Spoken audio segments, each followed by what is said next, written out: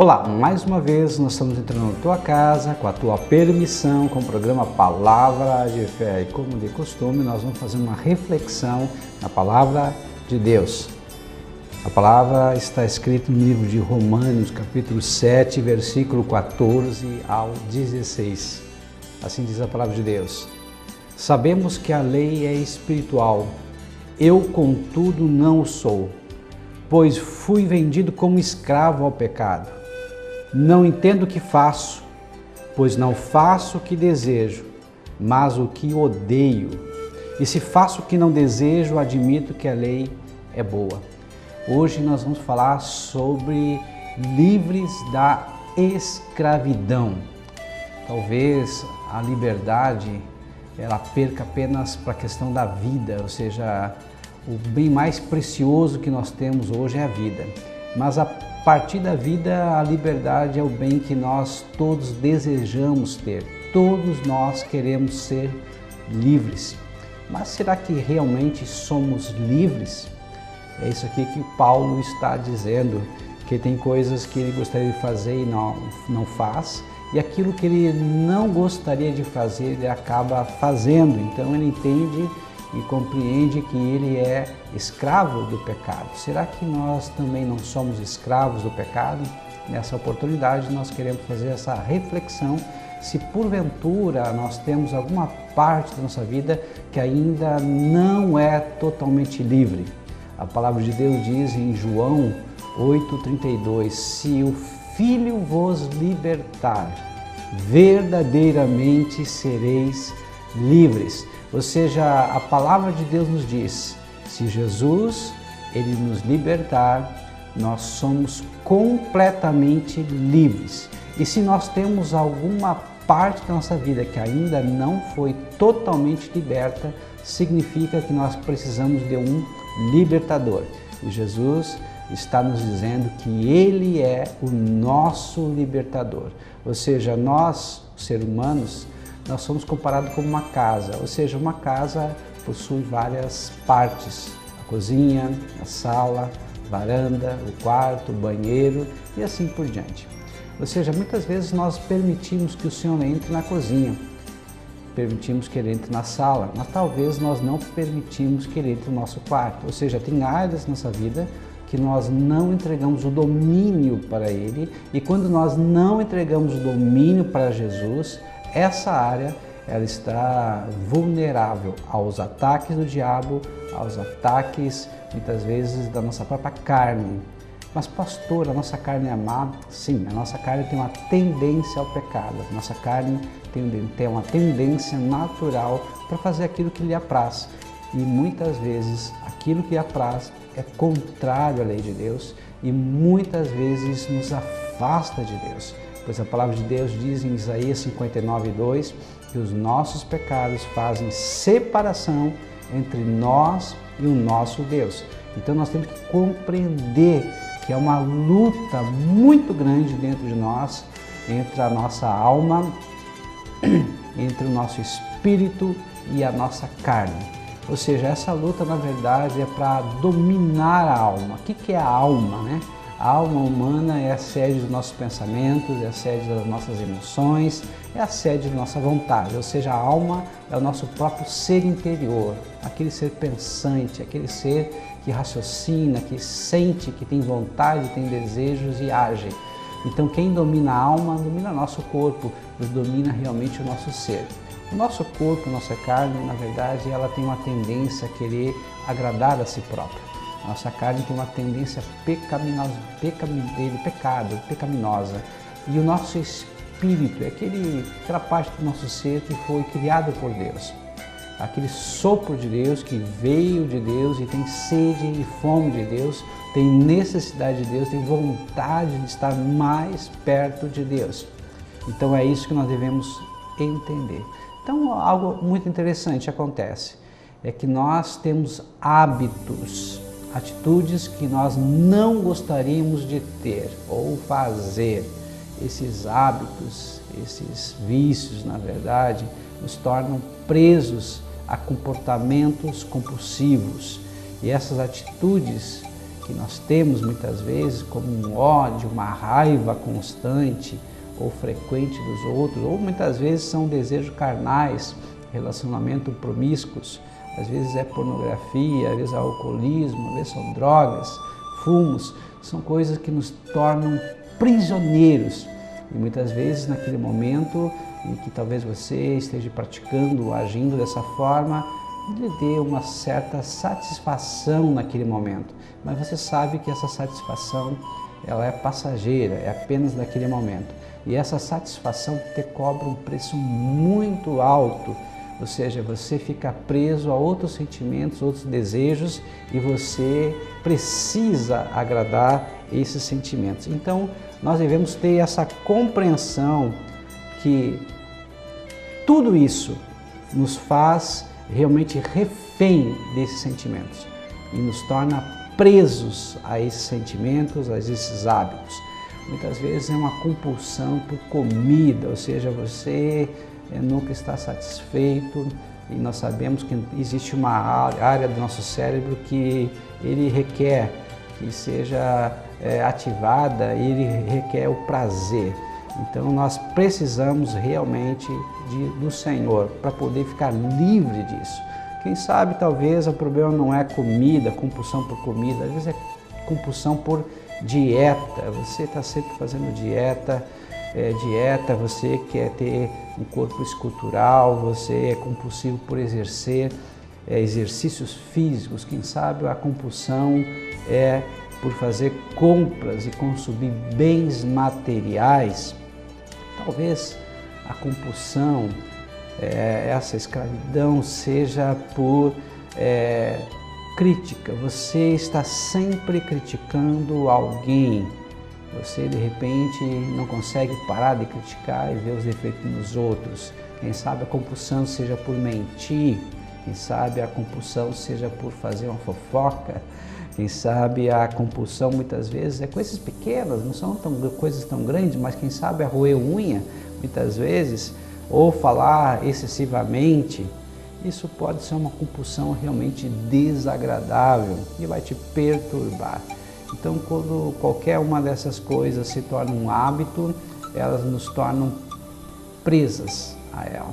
Então, elas nos dominam e nós somos escravos a esses comportamentos. Então, agora vem uma pergunta que não quer calar. Por que eu faço o que eu não quero? Ou seja, eu sei que é ruim, eu sei que eu me deixo escravo dessa situação, desse comportamento, dessa atitude, desse pensamento, desse desejo, mas por que eu faço então o que eu não quero? É o que realmente aqui o apóstolo está dizendo. Na verdade, há uma força muito grande que nos impulsiona a fazer isso. E o que é essa força? Essa força nós podemos falar como uma compulsão. Então, o que é essa compulsão? Vou ler outra passagem para vocês entenderem bem sobre essa compulsão. Está em Hebreus capítulo 4, versículo 1 e 2. Diz assim: visto que nos foi deixada a promessa de entrarmos no descanso de Deus, que nenhum de vocês pense que falhou. As boas novas foram pregadas também a nós, tanto quanto a eles. Mas a mensagem que eles ouviram de nada lhes valeu, pois não foi acompanhada de fé por aqueles que a ouviram. E para auxiliar nessa passagem, vamos ler outra passagem em Hebreus capítulo 4, versículo 9 a 10. Diz assim: assim ainda resta um descanso sabático para o povo de Deus, pois todo aquele que entra no descanso de Deus também descansa das suas obras, como Deus descansou das suas. Então, a primeira coisa que eu aprendo: Deus deseja que todos nós cheguemos ao descanso. E esse descanso verdadeiro, essa paz verdadeira, somente em Deus. Não existe outra forma de nós descansarmos. Nós podemos tentar descansar, ou seja, temos paz, tendo dinheiro. Mas o dinheiro, por mais que ele possa comprar muitas coisas, ele não compra a paz verdadeira. Nós podemos descansar em termos amigos e relacionamentos, amigos realmente é um grande bem, é um bem muito precioso, mas muitas vezes os nossos amigos não vão suprir a necessidade que nós temos. Às vezes nós queremos descansar na nossa cultura, no nosso canudo, na nossa formação, achando que nós podemos trazer todas as respostas e, infelizmente, nenhum ser humano pode trazer respostas, porque nós somos finitos, nós somos complexos, mas finitos, temos limites e não conseguimos responder todas as perguntas. Então, como nós vamos chegar nesse descanso? Aqui, o autor de Hebreus fala que há um lugar de descanso, e esse lugar é no Senhor, esse lugar é em Deus.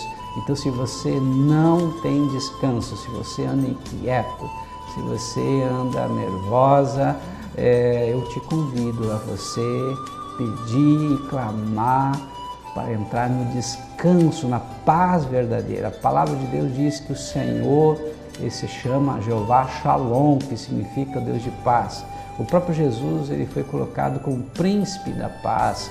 Então a paz verdadeira só tem quem conhece a Jesus. Tu conheces a Jesus, conheces o Senhor, tu tens a paz verdadeira. Então o que eu compreendo aqui? Por que realmente o que nos impulsiona, né, a compulsão? Na verdade, o que nos impulsiona a compulsão, a essas formas de escravidão, é a falta de paz. Nós não temos paz verdadeira. E quando nós não temos paz verdadeira em nosso espírito, na nossa carne, então ela é impelida a fazer algo na tentativa de trazer paz e conforto ao nosso espírito. A nossa carne tenta de alguma forma, através de alguns atalhos, proporcionar uma pequena paz. Essa paz nós sabemos que não é duradoura, essa paz é só momentânea, essa paz na verdade ela não resolve, ela na verdade apenas vai complicar ainda mais, vai piorar a situação, mas no momento ela funciona como uma bengala, no momento ela traz um engano, no momento ela nos traz um certo alívio. Então o que eu posso compreender? Que se o seu espírito não está descansando em Deus, se as suas emoções estão assim agitadas, se a sua mente não está sentindo paz e não está descansando no Senhor, então a sua carne será forçada a tentar fazer algo para trazer paz à sua mente, para trazer paz à sua alma. Então a carne vai tentar. Agora, como eu falei, a carne, por mais que ela tente, por mais que ela se esforce, ela não consegue trazer a paz verdadeira. A sua carne vai dizer algumas coisas. Por exemplo, beba apenas um pouco e você encontrará paz. Pegue simplesmente um pouco de comida da geladeira e ela lhe dará tranquilidade. Fume alguns cigarros e isso deixará calmo. Se você se realizar sexualmente, isso lhe dará paz. Porém, todas essas coisas, na verdade, são mentiras, né? Elas darão realmente uma certa porção de paz e tranquilidade, mas por um curto espaço de tempo, mas não lhe dará paz duradoura. Então, nós precisamos compreender, né, que se nós satisfazermos os desejos da nossa carne, nossas emoções encontrarão realmente tranquilidade, mas uma tranquilidade, uma paz passageira. Agora, como obter a paz duradoura? Somente em Cristo nós podemos ter a paz duradoura para a nossa alma.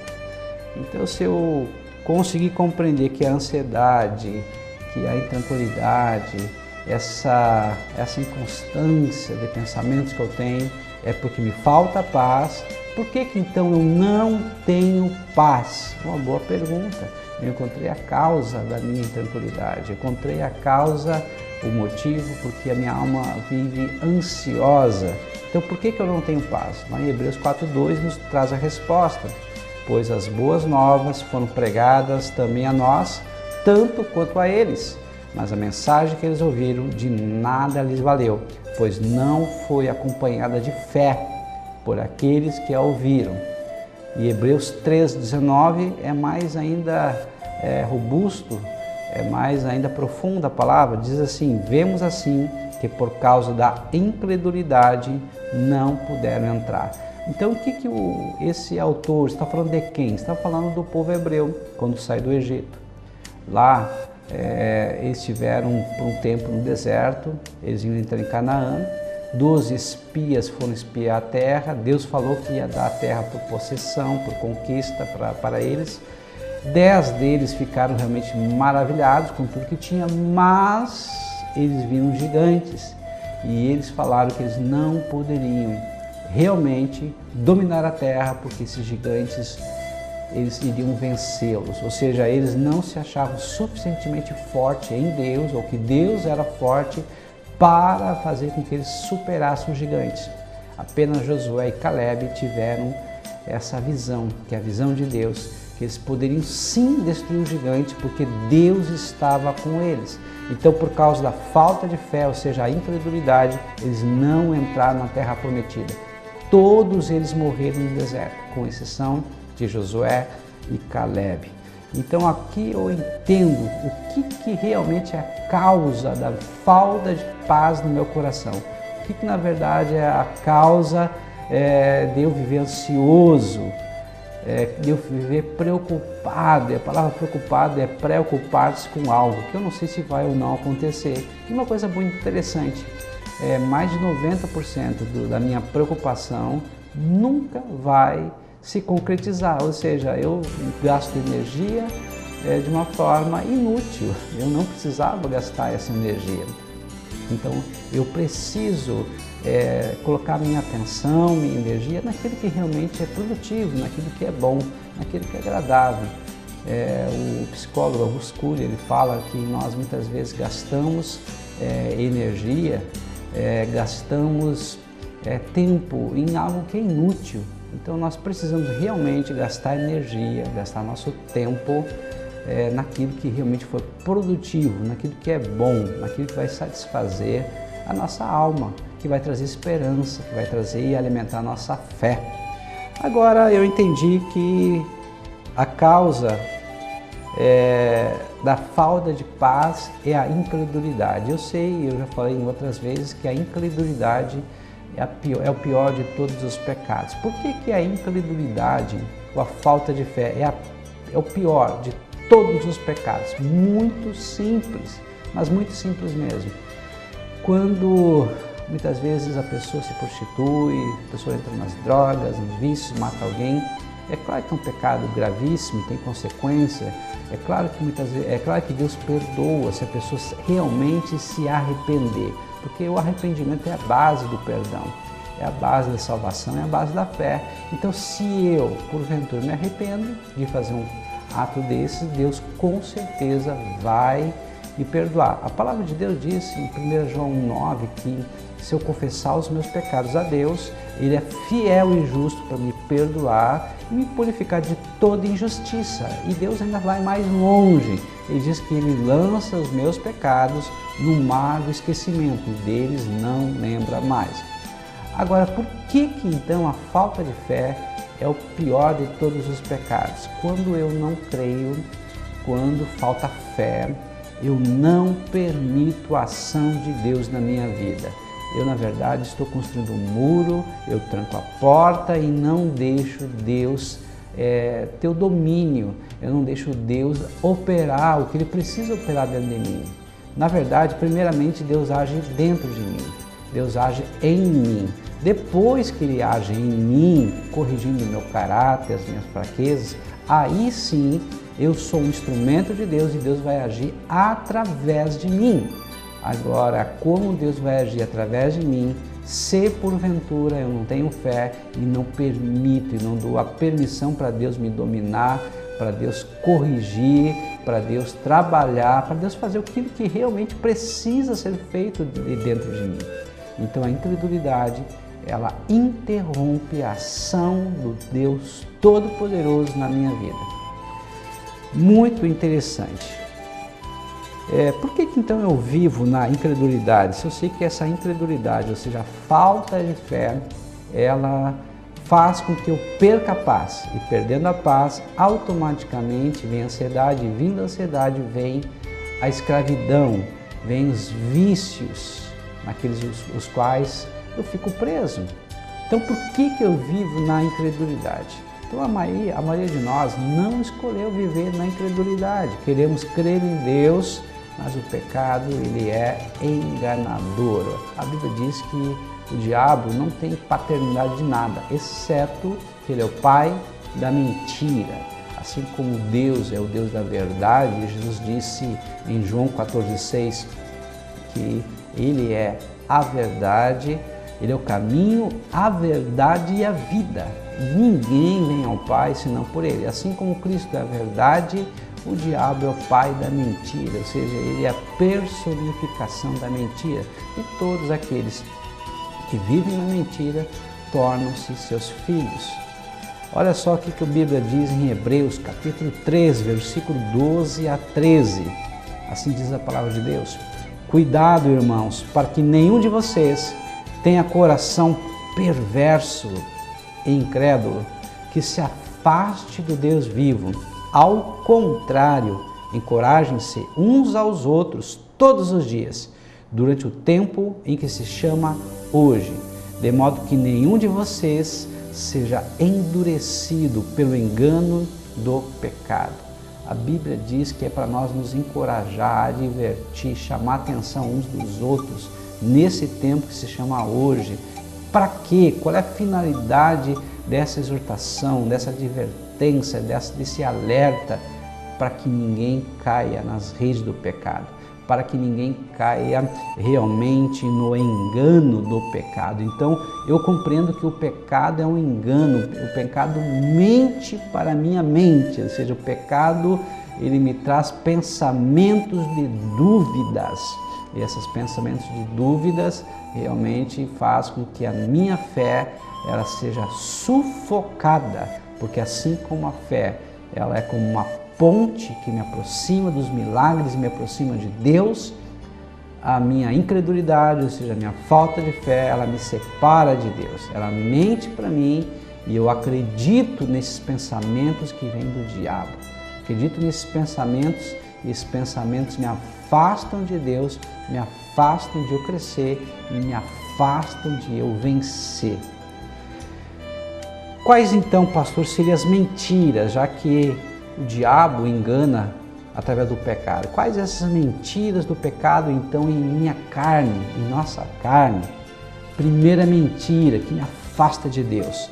Você crê que Deus não é fiel, ou seja, você crê que a palavra de Deus não é verdadeira, você crê na verdade que o Senhor, Ele não te ama. Que coisa terrível!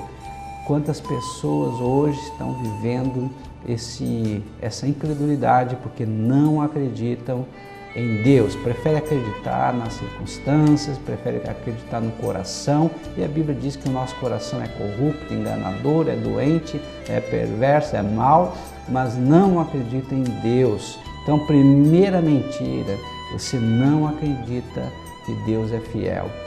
Segunda mentira, você crê na mentira que o hábito para o qual a sua carne quer atraí-lo em escravidão vai satisfazer uma necessidade que está bem no fundo da sua alma. Ou seja, você tem uma necessidade, essa necessidade precisa ser suprida, você não consegue crer, acreditar que Deus pode suprir todas as tuas legítimas necessidades, então você permite que esse hábito, que esse pecado continue agindo na tua vida, porque você lá no fundo crê que só esse pecado pode realmente te fazer feliz. Terceira mentira do diabo, do pecado em nossa carne. Você crê que esse hábito, ou seja, esse vício, é mais forte do que o poder de Jesus Cristo. Você de repente já tentou orar, jejuar, buscou em Deus, mas lá no fundo, você ainda não quer confessar, mas acredita que esse hábito o Senhor não pode vencer. Poxa vida, a palavra de Deus diz que Ele é o Todo-Poderoso, Ele pode todas as coisas. A palavra de Deus diz, agindo eu, quem impedirá?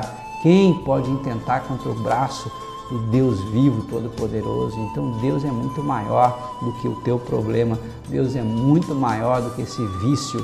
Se você acreditar nele, Ele vai romper e quebrar o poder desse vício.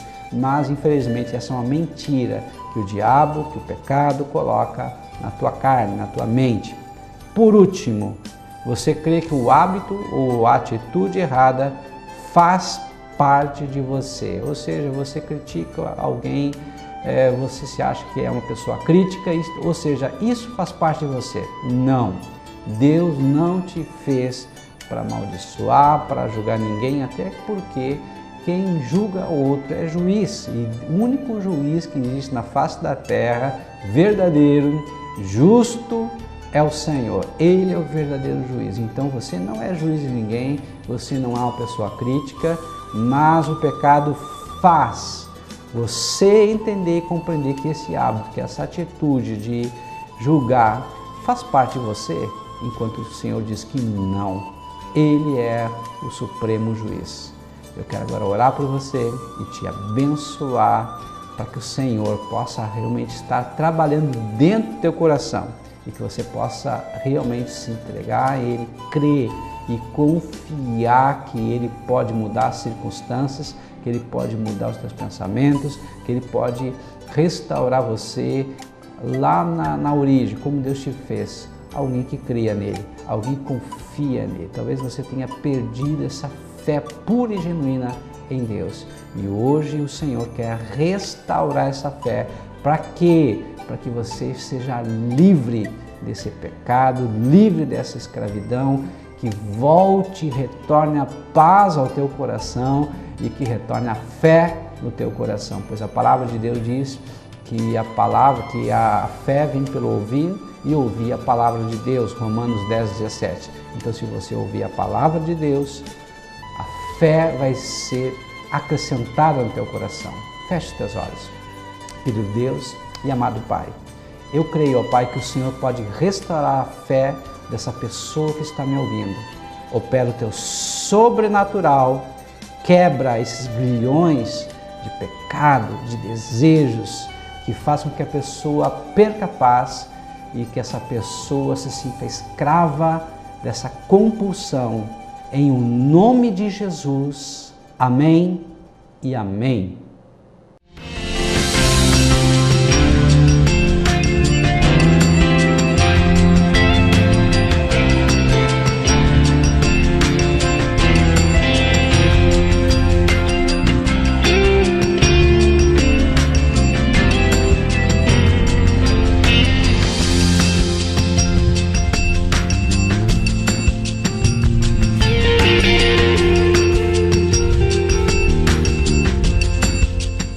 Olá, eu sou o pastor Adão Lemos do Instituto Teológico Batista Catarinense. Eu quero te convidar para um curso de teologia. Esse curso tem duração de 2 anos, acontece todos os domingos, das 9 às 11h30, na faixa velha de Camobi, RS 509, número 3278, na Igreja Batista Vida Nova de Camobi, no Pé de Plátano. Você é o nosso convidado especial.